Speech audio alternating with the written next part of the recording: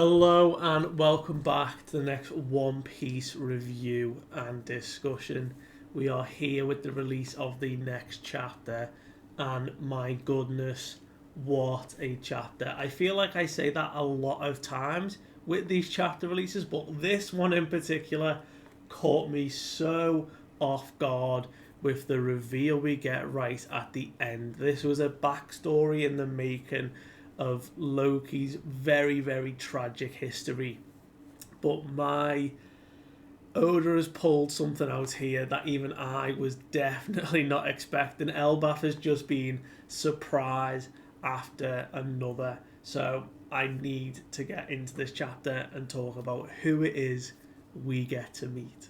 So, without further ado, chapter 1154. I Can't Even Die. Such a sad, sad title on this one. And we continue the cover story of Yamato's pilgrimage, and she's not left Ringo yet. She's actually been brought to pay some respects to a hero that was raised in Ringo but was actually born out in the West Blue, and it is a ramshackled, like, the door's broken off, this like shrine where this grave is. I guess we're going to find out who this great hero was that was brought up in Ringo but was actually from the West Blue. Going to be interested to find that one out. But nevertheless, we've got Elbaf to discuss. So, last we had left off, Eam had taken over Gunko's body and had begun the assault, turning all the ancient giant warrior pirates massive and demonic, and started to terrorize Elbaf to, break the spirits and break their hearts. And it was at that moment, down in the underworld, Luffy and the others sensed the Conqueror burst. Gabon had been saved by Chopper. They were all like, we know the situation, we get it, we've got to act. But just before they were heading up the lift, or getting to the lift, Luffy initially asked Loki to join his crew, which I hope he does, but he obviously declines. But then Gabon says, no, you really do need to free Loki here. And Hiruden's like, you've got to be joking, he's a war criminal, everything he's done to Elbaf, not a chance. And Gabon says, look, Loki, you've got to fess up now. You need to sit down and explain what happened that day.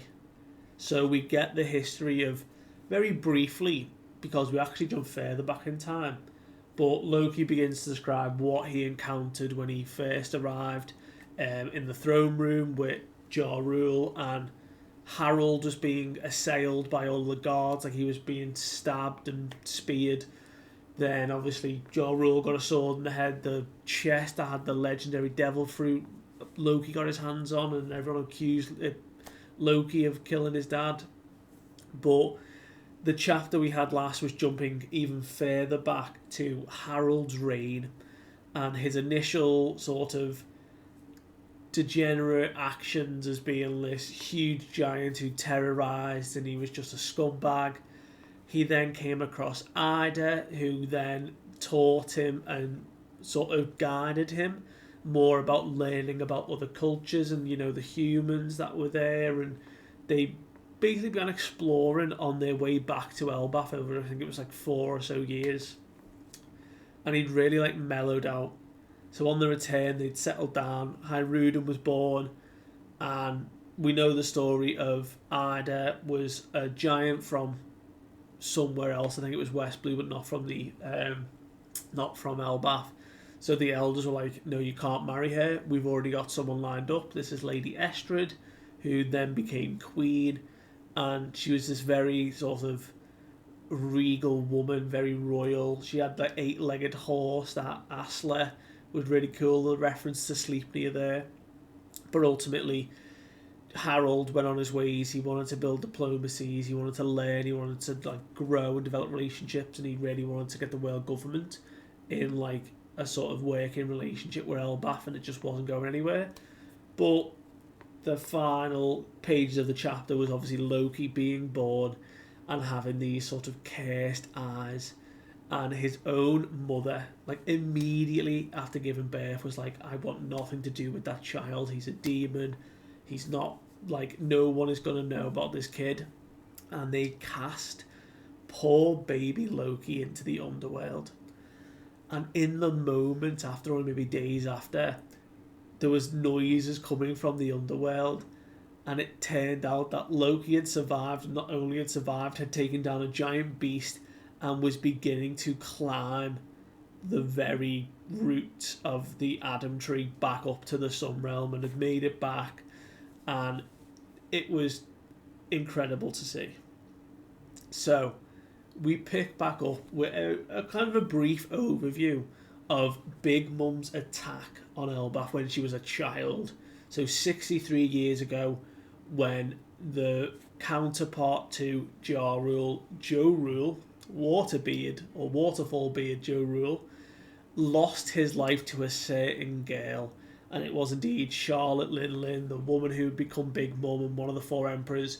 She went on her rampage when she was at the orphanage, and a lot more actually happened on Elbaf following that. So obviously Big Mum had gone off then, and they'd managed to like calm her down and stuff. But that same year, Elbaf was battered by tragedies and like freak weather storms, snow blizzards, and basically this abnormal sort of event started to occur. Food supplies dried up, everyone was starving, and it was all still being pinned on Loki.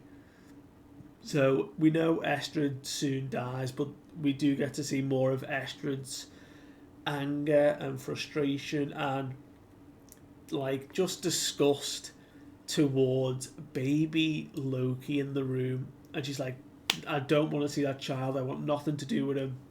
Get rid of him again. Like, he's looking at me, staring at me. And even like one of the guys like, look, it's not a coincidence that we have been cursed. It's Loki's curse.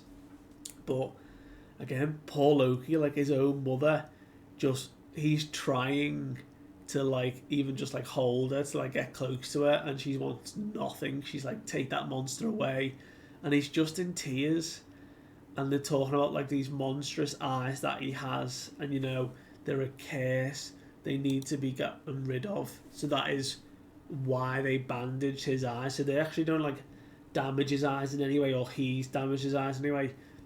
But they bandaged the eyes up when he was a baby, and he's been doing it ever since to cover up the shame he feels for his eyes and his own mother's resentment towards him. But we see loads of villagers and civil war or small skirmishes break out because it was such desperate times.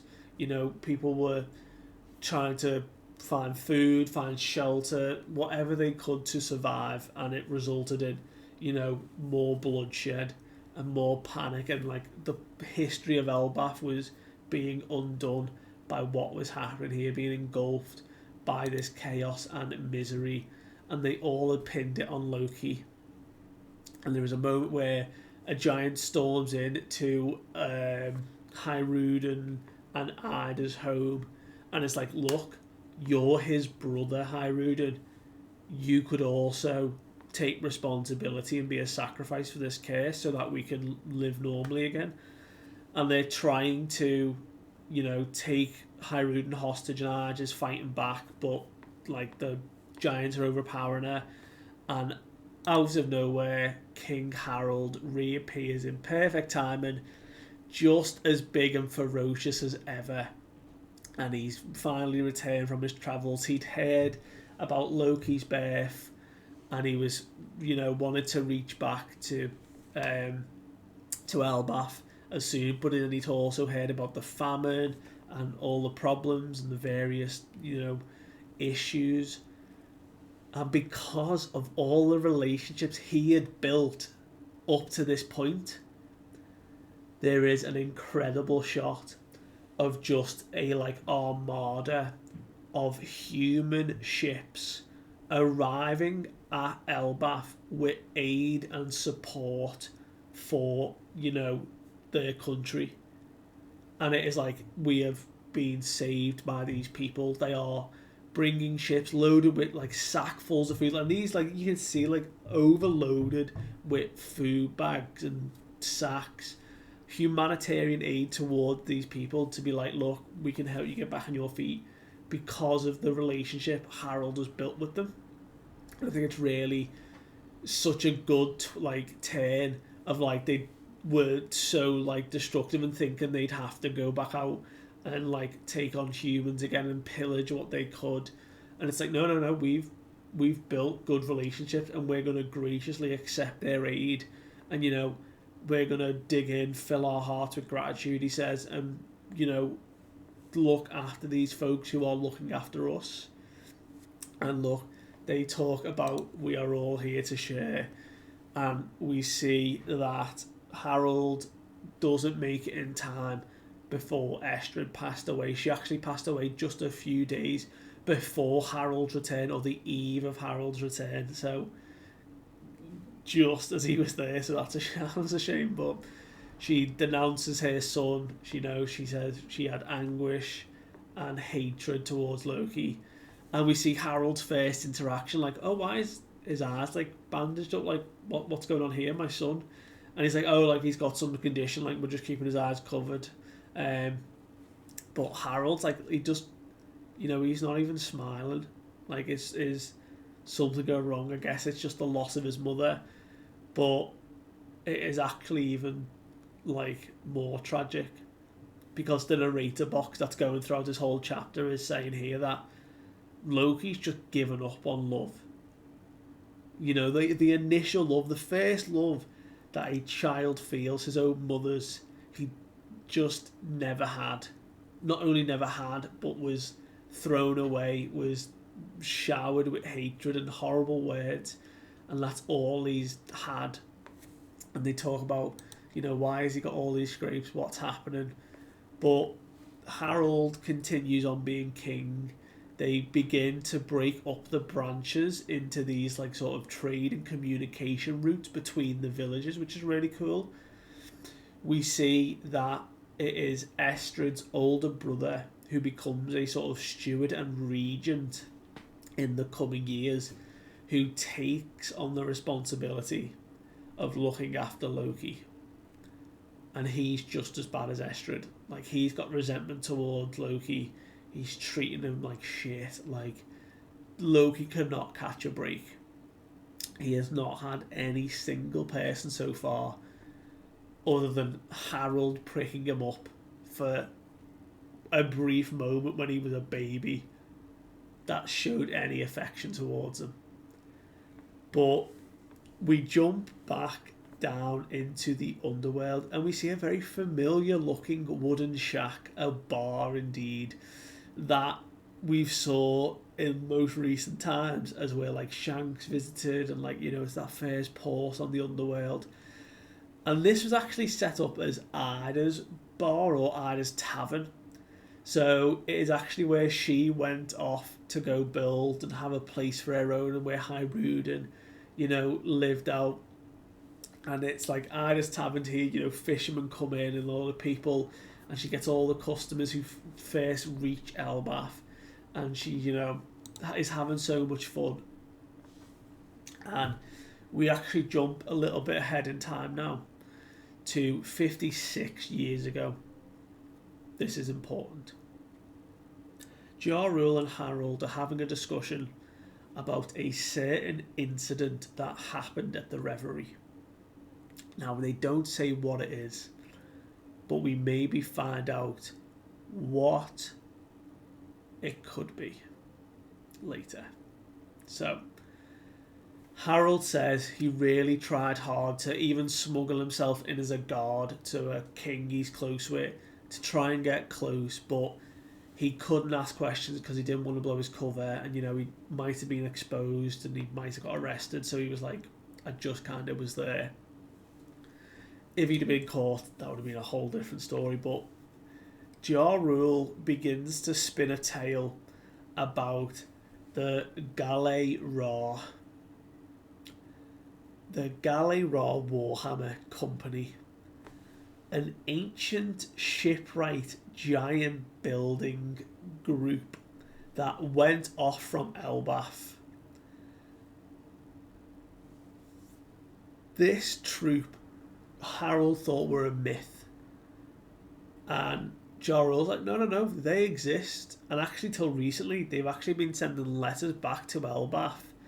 And the final letter we have received is that they have since been captured.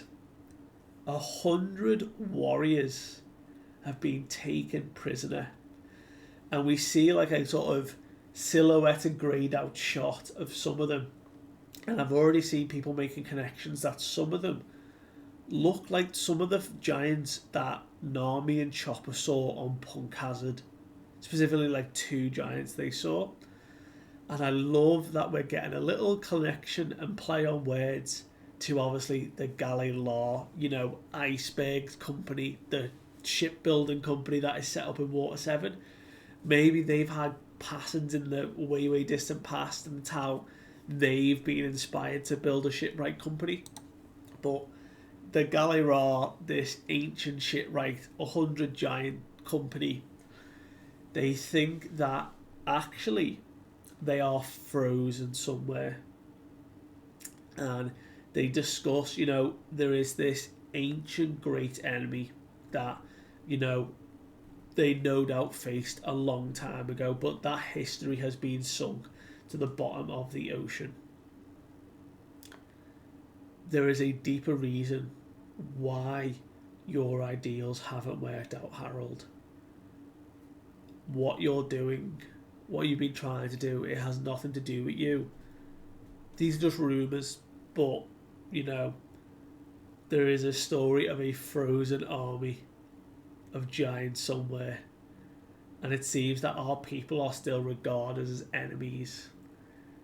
So, clearly, Harold has been going up against these hurdles, thinking it's him and what he's trying to do and build connections, when actually in certain places, specifically the world government, probably they have a deep resentment. An old enemy has a big resentment against the giants and the shipwrights. Could these shipwrights have been the ones to have created Pluton? I mean, it works out why Frankie, or Tom, had the plans for Pluton all the way back in Water 7.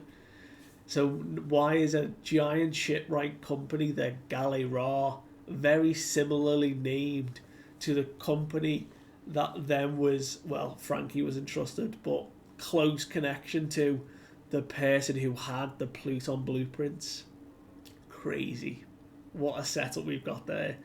But we see that Loki is just being ridiculed, being thrown to the dirt. And we see a montage of just him as a child, sort of getting slightly older, getting slightly more warped, being fed all these lies, these hatreds, no one loves him. And 48 years before present day, they were drawing close. They'd finally set up all the branch connections and all the trade routes. And Harold had declared, we've finally done it. We're here now. And we can see, everyone is thrilled. But, King Harold left for a voyage. And then Loki wreaks havoc with all those animals he's befriended in the underworld. So this was one of the incidences that Hyrule spoke about a few chapters ago, when he explained that, Loki's had some wild beasts on one of the villages and, unleashed chaos on Elbaf. This was the event. We see young, he probably is no more than 10 here in child years, young cannonball wielding. It is a unanimous now weapon within One Piece that if someone's wielding a cannonball, they are a strong person. Kaido, of course, we're making a connection here that Loki is potentially just as strong and just as dangerous. We see that, everyone is frightened. He is destroying place one after another. We see a really sort of upsetting interaction here between Hyrule and Loki. Hyrule's Dad did everything to rebuild the village. He's your dad too. Why are you doing this? And he's like, I don't know why people respect him. You know, he's dumb. He's just playing with humans. You know, I'm not into any of that crap. Like, I'm still the prince. He's just an old guy. And, you know, Hiruden's like standing up to him, like, even though Loki like towers him, being a very younger kid, but still like absolutely towers him. And they just fight and Loki just beats him, like, and then we see a young Gerd and Goldberg and like the young pirates that they were, or the young giant pirates, all come in to help Hiruden up and like look after each other. And even Loki's like, like, you need other people, like you have friends and stuff, like, oh, that's just like so weak. How like pathetic. And we see, you know, in all this frustration and all this thing, people are like, you know, Prince Loki, calm down, it's alright. He's like, don't you dare call me Prince. Like, he just spread pain and misery and destruction, and he just ruins everything around him.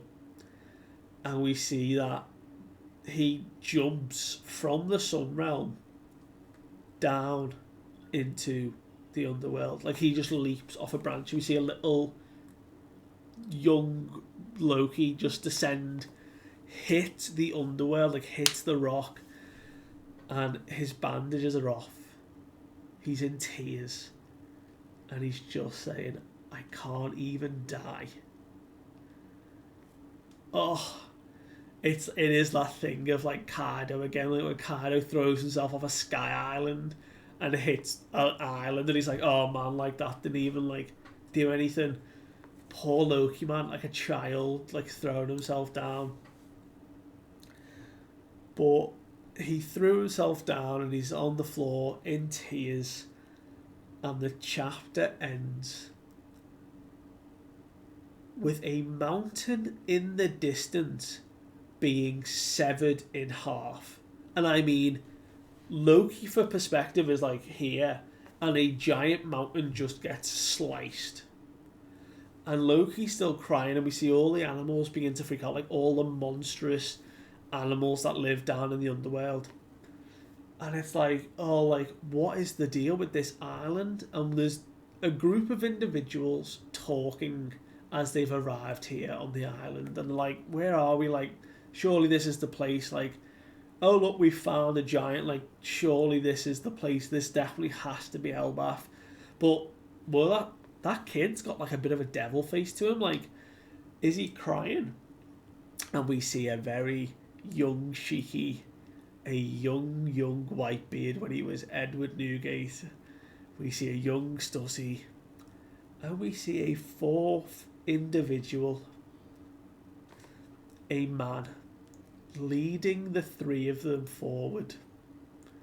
We see this individual say, right, kid, I'm going to ask you two questions, and your answer's going to be yes. Like, I'm not taking no for an answer here, basically. And he's like, is this the land of the giants? Second, is this where we find Harold? Rox D. Zebek in full display here. We don't have him silhouetted anymore. We have his full face reveal, full title card. The lurking legend himself is here. He is the future captain of the Rox Pirates. And he is the father of Blackbeard, the current Emperor of the Sea. Rox is Blackbeard's dad. A crazy reveal. The sort of narration box that goes along with this incredible panel here to showcase Rox is that Harold first met this particular man 8 years ago during that reverie. And this dude single-handedly killed an admiral.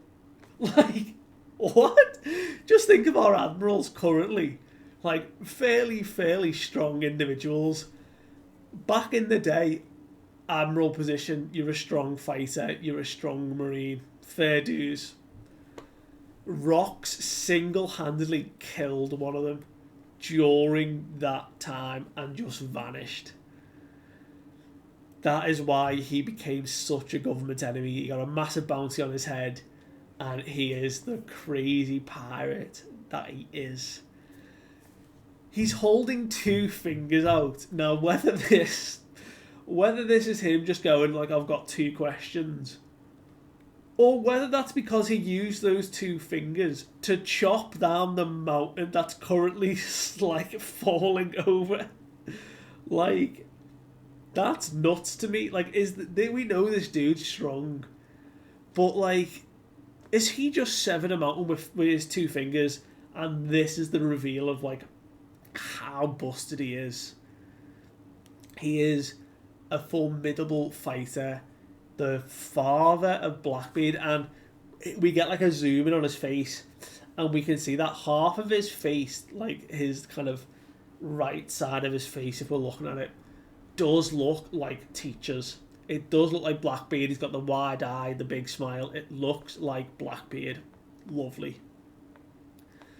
Someone online did a very, very cool parallel of cutting Rox's face down the middle. They matched up that side to Blackbeard. It was like perfectly symmetrical, looks like it matches. The other side of Rox's face matches Buggy's. Could you imagine the reveal of Buggy being on Roger's crew, is the son of Rox, and has actually been messing around and goofing around all this time, but really he's just got like this monstrous level of conqueror's haki that he's just kind of playing around. Like, there's so much more to Buggy now that I hope this is a very wild theory and suggestion, but there's some precedence here. But we see the chapter ends here. Whatever confrontation now between Rox and Harold we're about to see, I'm very, very excited for. Young Whitebeard here, crazy in his prime, like very, very young Whitebeard. And we see young Shiki finally coming into the main story properly. Is actually really exciting. Like, we only got to see him in the film, so it'd be really cool now to properly get a bit more of him in the story. But for another day. Thank you so much for watching. I do appreciate it. Let me know what you thought of this chapter, and I will see you guys next time. Bye.